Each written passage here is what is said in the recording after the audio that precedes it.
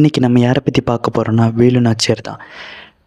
நம்ம இந்தியான்னு எடுத்துக்கிட்டிங்கன்னா பொதுவாக நம்ம சொல்கிற ஒருத்தங்க ஜான்சி ராணி. ஆனால் அவங்களெல்லாம் கம்பேர் பண்ணும்போது தமிழ்நாட்டில் இன்னையே சிவகங்கை சீமையில் ஒரு பெண்மணியாக இருந்து தனி ஒரு ஆளாக இருந்து அந்த கோட்டைக்குள்ளே செஞ்சு அவங்களோட கொடியை நாட்டினாங்க பார்த்தீங்களா? அதிலேயே தெரிஞ்சிருக்கணும் அவங்களோட வீரம் என்னன்னு. நம்ம இன்றைக்கி அந்த தலைப்புக்குள்ளே போகிறதுக்கு முன்னாடி முதல்ல என்னோடய சேனலை சப்ஸ்கிரைப் பண்ணுங்கள். நான் போடுற பதிவுகள் பிடிச்சிருந்தால் லைக் பண்ணுங்கள். நான் தொடர்ந்து பதிவிட்டுட்டே வரேன். அதற்கான முழுமையான ஆதரவு கிடைக்காத மாதிரி எனக்கு தெரியுது. அதனால் நீங்கள் ஆதரவு கொடுத்தீங்கன்னா நானும் இன்னும் அதிகமாக போடணும் அப்படிங்கிற ஒரு எண்ணம் இருக்கும்.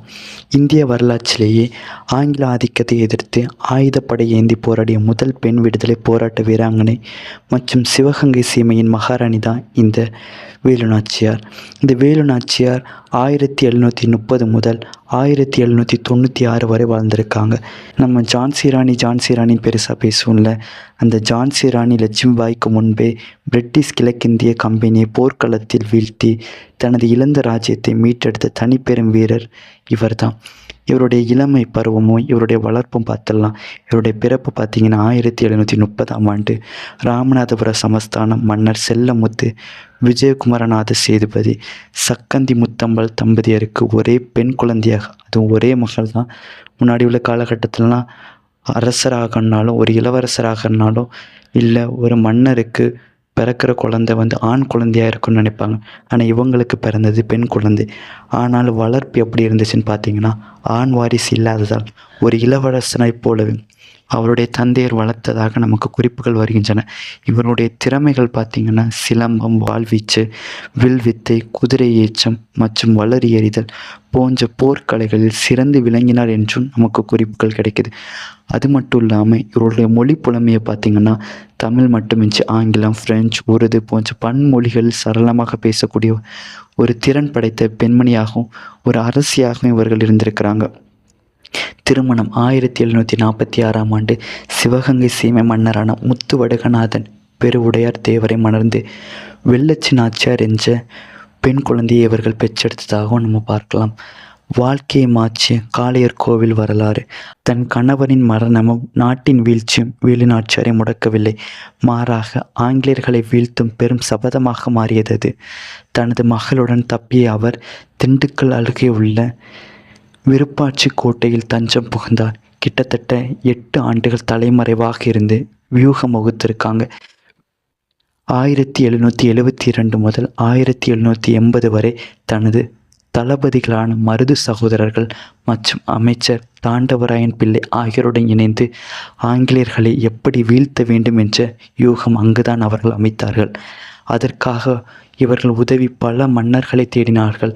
ஆனால் ஹைதர் அலி உதவியுடன், அதாவது ஹைதர் அலி என்பவர் மைசூர் மன்னர், அவரை நேரில் சந்தித்து அவரது மொழியான உருது மொழியில் பேசி 5000 குதிரைப்படை மற்றும் பீரங்கி படைகளை பெற்றார். இவர் பெண் படை, அந்த படைக்கு உடையாள் படை என்று பெயர் வைத்தார். இந்த உடையாள் என்பவள் இந்த வேலு நாச்சியார் பெண்மணியை ஒரு முறை காப்பாற்றியதால் அந்த பெண்மணியை வெட்டி சாய்த்தார்கள்.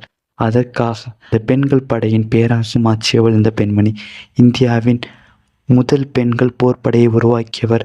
இதற்கு தனக்காக உயிர் நீத்த உடையாள் என்ற பெண்மணி நினைவாக பெயரிட்டு இந்த படைக்கு தனது நம்பிக்கைக்கும் தோழியுமான குயிலியை தலைமை தாங்க ஏற்பாடு செய்தார். சிவகங்கையை மீட்கும் வரலாற்று வெற்றி 1780ஆம் ஆண்டு நடைபெற்றது. 1780ஆம் ஆண்டு தனது கூட்டுப்படைகளுடன் சிவகங்கையை நோக்கி படையெடுத்தார் வேலு நாச்சியார். உலகின் முதல் தற்கொலை படை தாக்குதல் சிவகங்கை கோட்டைக்குள் ஆங்கிலேயர்களின் ஆயுத கிடங்கு இருந்தது. விஜயதசமி திருநாளில் பெண்கள் அனைவரும் வழிபாட்டுக்கு செல்வது அங்கு வழக்கம். அதன் பேரில் இவருடைய படை தளபதியில் உள்ள பெண்களும் மாறு வேடம் அணிந்து அந்த கோட்டைக்குள் புகுந்ததாக கூறப்படுகிறது. அங்கு குயிலி என்ற பெண்மணி தன்னுடைய உடல் முழுவதும் நெய்யினை ஊற்றிக்கொண்டு அவளுடைய உடம்பில் அவளை தீயை வைத்து கொண்டு ஆயுத கிடங்கிருக்கும் பகுதியில் குதித்து அந்த இடத்திலிருந்து அனைத்து ஆயுதங்களையும் அந்த பெண்மணி அளித்தார். வெற்றிக்கொடி ஆயுதங்களை இழந்த ஆங்கிலேயர் படை சிதறி ஓடியது. வேலு நாச்சியார் சபதமிட்டபடியே சிவகங்கை கோட்டையில் தனது அனுமான் கொடியை ஏற்றி மீண்டும் சிவகங்கையின் அரசியாக பொறுப்பேற்றார். இவருடைய நிர்வாகமும் இறுதி நாட்களும் ஆட்சியை மீட்ட பிறகு மருது சகோதரர்களை நாட்டின் முக்கிய பொறுப்புகளில் அமர்த்தி திறம்பட நிர்வாகம் செய்தார். சுமார் 10 ஆண்டுகள் சிவகங்கையை அமைதியோடும் வீரத்தோடும் ஆட்சி செய்த வீரமங்கை வேலு நாச்சியார் 1796ஆம் ஆண்டு டிசம்பர் 25 அன்று இயற்கை எய்தினார். உங்களுடைய சிந்தனைக்கு ஜான்சி ராணியின் புரட்சி 1857. சுமார் 77 ஆண்டுகளுக்கு முன்பே பிரிட்டிஷ் படைகளை தடம் தெரியாமல் போர்க்களத்தில் அலறவிட்டவர் நம்முடைய தமிழ்நாட்டின் வீரமங்கை. நாம் எப்பொழுதும் இந்த பெண்மணி நினைத்துதான் நாம் போரி படைய வேண்டுமே தவிர வேறொரு பகுதியில் உள்ள பெண்மணியை நாம் கொண்டாடுவதில் என்னால் உடன்பாடு இருக்கக்கூடாது என்பதுதான் என்னுடைய எண்ணமாக இருக்கிறது.